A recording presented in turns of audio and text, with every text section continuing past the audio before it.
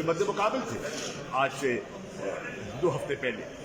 تو یہ تبدیلی کیسے آئی ہے ہمیں سمجھائیے. تو اس پر ہم کی رہنمائی لے رہے ہیں کیا یہ درست ہے یا غلط ہے.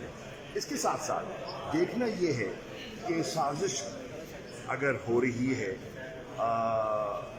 پاکستان کے خلاف، پاکستان کے اندرونی معاملات میں مداخلت ہو رہی ہے، تو کیا ہمارا آئین اس کی اجازت دیتا ہے؟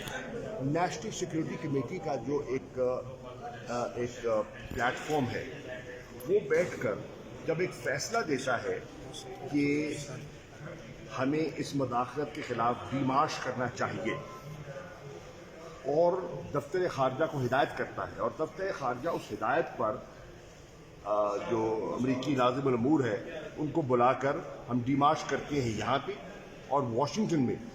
تو یہ بتائیں اپوزیشن کا یہ جو ٹولہ ہے، سازشی ٹولہ، کیا یہ آئین اس کی گنجائش آئین میں ہے؟ کیا اخلاقیات میں ہے؟ کیا یہ ملک کے مفاد میں ہے؟